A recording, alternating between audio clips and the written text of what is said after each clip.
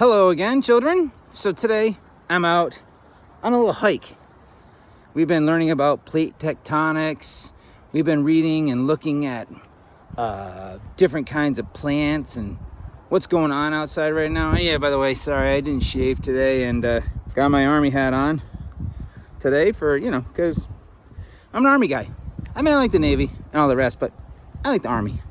So today I'm going to try to find some really cool looking stuff to show you in examples of plate tectonics. The reason I keep stopping is if you look behind me right here, well, my trusty, fearsome, fearless pet Alfredo keeps holding me up because he wants to sniff every single leaf. That's a lot of leaves, like a ton of leaves. He's like sniffed 9 billion times already. I'm telling you, 9 billion. It's a lot. Okay, we'll be back. So children, out here in the vast wilderness, again, Alfredo, the fearless pet. If we look behind me here this way, we've encountered another human.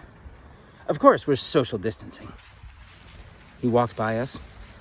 Alfredo didn't even bark, which is really good because usually Alfredo barks at people just because he's like, oh my gosh, you're a human. Come see me, I love you. Well, he didn't do that time, which is good. Let's pretend that this right here, at one point, was all of the continents together. A supercontinent, they called it, Pangea.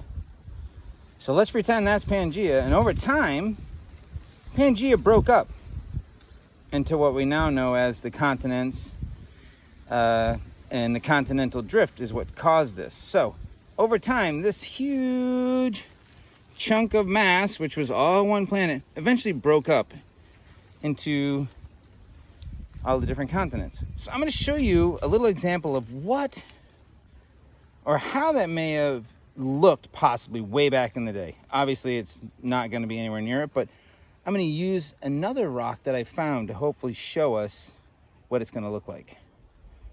I'll be back. We can think of this as the beginning of the continental drift. See how this one's still together, but it's got a seam, it's starting to crack. Over time, this is going to continue. Water's going to continue to seep in here, freeze, and pop this home. And eventually, this is going to fall off, probably onto the ground at some point. And that'll be a whole new continent right here, along with this continent. And again, you'll see there's this vein that runs through here with this quartz and some, looks like biotite in there. You'll see that it's on this rock, on this side of the crack. And on this side of the crack, it's here also. So it's on both sides of the crack. So when these separate, this is going to tell you that this was here once. It was together. So this is like the beginning. It's just starting to crack now.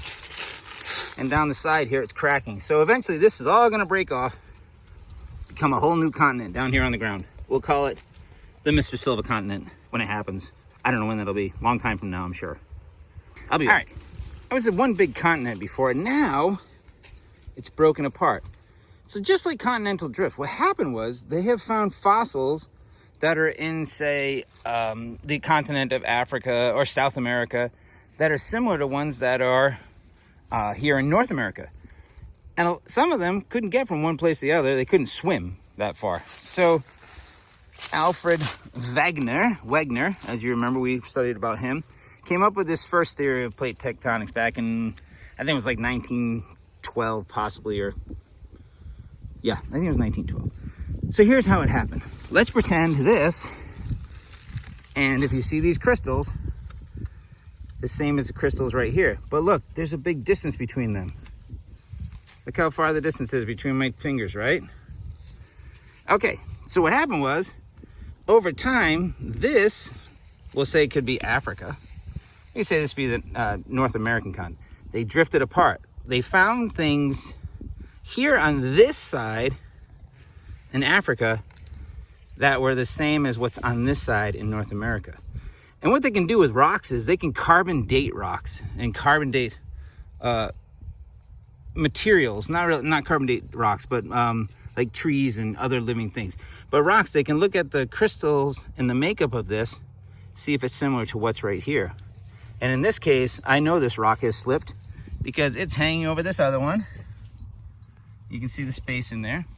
You can see that the crystals are here and they're there and they're the same match. And if we look back here, you can see due to weathering with the rocks, ice, water all getting in there, has moved this rock from here back to there. So good distance from here back to there, quite a ways. If we look at this way with a stick, you can see big difference how far it's moved from front to back. So this is an idea, or like a model of what Pangea and the continental drift may have been like over years and over time. Didn't happen right away. It happened, took time for that chunk to stay there and this chunk to move this way. So it's just an idea of what or how to put in your mind what plate tectonics, what the theory of plate tectonics may have been like. And also the cause of erosion for this, in this matter, helped to make this the way it is. And I'll be back. Here's another idea of continental drift. Not as good as my first specimen, because that one was absolutely cool because of the crystals. But again, these two were together at one point, and for this rock, over time, weathering has, water gets in there, it freezes, it pops it open. But as you can see, this stuff here, this could be Africa again, this could be North America, and they're just moving apart slowly. Again, this is a slow process. It took many years. It wasn't catastrophic like an earthquake and everything changed or that kind of thing.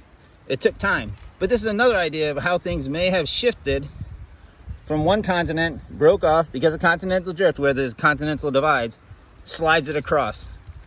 So just another idea. This is the underneath side of that rock that I was just showing you. See how it's cracked all the way down? We got to remember the continents are really deep down. And I didn't explain, but the plate tectonics, it's kind of like a convection oven or like boiling water.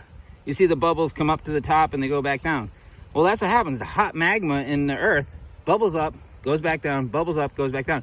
And that's what keeps moving it. It's like on a conveyor belt almost, but a really slow moving conveyor belt. Again, there's a crack and it goes all the way down there. So you can see this is split apart, and there's a couple other ones breaking off right here. Maybe they'll make another little continent. Maybe one will drift down and become Australia. Who knows? But again, these are models. They're fun to look at. When you're out in the woods, check it out, because this is really cool stuff. I'd like to thank Alfredo for being my fearless companion today, helping me to find all this cool stuff that looks like plate tectonics. So, thanks, Alfredo. You're a good boy. Woof, woof. He says thank you. You're welcome. Well, I hope you enjoyed this video on what plate tectonics could have looked like, possibly, through the models I've showed you. Now, remember, get outside, be a geologist. A geologist is someone who studies the earth. But more importantly, they study rocks. They tell us what's going on. And I said earlier they use carbon dating. They do use some carbon dating, but carbon dating is only good for rocks that are so many years old, so many thousands of years old. So they can't do it with all rocks. Especially, it's not the best thing to do. But you get outside, take a walk, and look around you. Look behind me, there's rocks everywhere. We have rocks all over the place here in Connecticut. Obviously, the glaciers brought them here. So get outside, look for some examples of plate tectonics. Hey, take some pictures if you want. Send them to me. Let me know what you find. Again, until next time, stay calm, wash often, and give distance. XOXO.